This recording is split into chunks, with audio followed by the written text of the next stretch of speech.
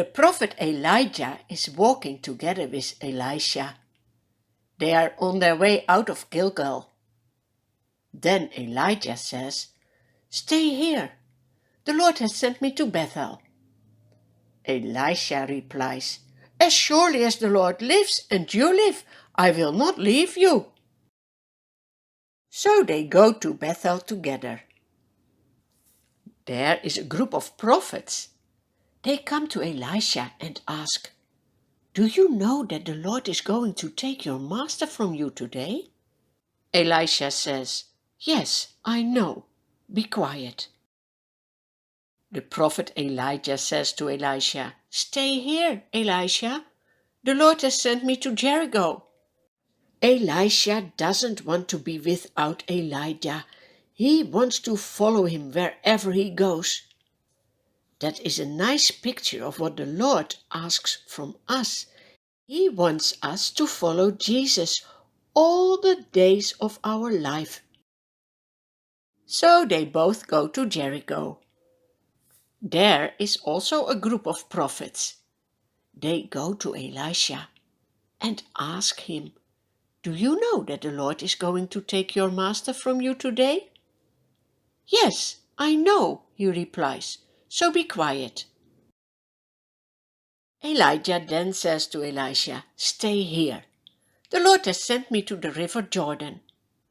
But also this time Elisha refuses. So the two of them walk to the river Jordan. 50 men from the group of the prophets follow them.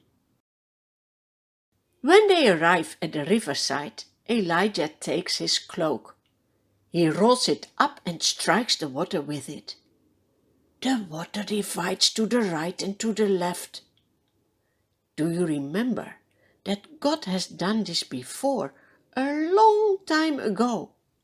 Now he does it again. He shows his power. He never changes. What he could do in the past, he can still do today. The two men cross over on dry ground.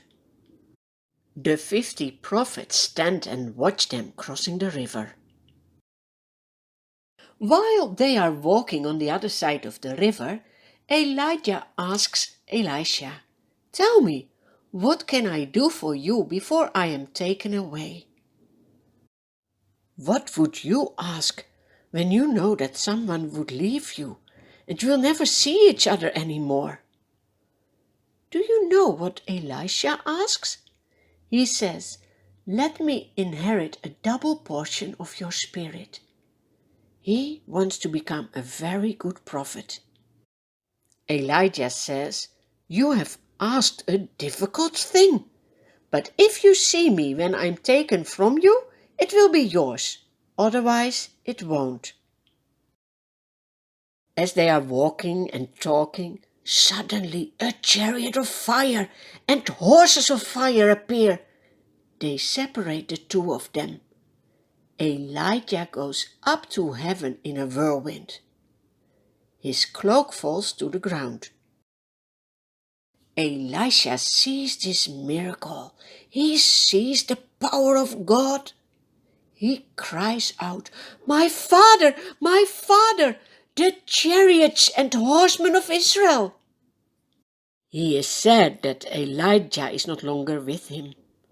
He takes his clothes and tears them in two. That is a sign of mourning. Elisha then picks up Elijah's cloak. He goes back to the river Jordan. Then he takes the cloak of Elijah and strikes the water with it. "Where now is the Lord God of Elijah?" he asks. And then the water divides again. He can cross over. The God of Elijah is his God, and he also wants to be your God. The group of prophets from Jericho who were watching say, "The spirit of Elijah is resting on Elisha." That is exactly what Elisha was praying for. You can see God hears every prayer. God can fulfill your desires. He will always do so when you desire to know more about Him. Now the group of prophets go to meet Elisha. They bow to the ground before him. "Look," they say, "we your servants have 50 able men. Let them go and look for your master. Perhaps the Spirit of the Lord has picked him up and set him down on some mountain or in some valley." "No," Elisha replies, "do not send them." But they persist until he is too embarrassed to refuse. So he says, "Send them." They send 50 men who search for 3 days. But of course they don't find Elijah. When they return to Elisha, who is staying in Jericho, he says to them, "Didn't I tell you not to go?" You can see, people can think they are wise. But real wisdom is to trust the Lord and His words.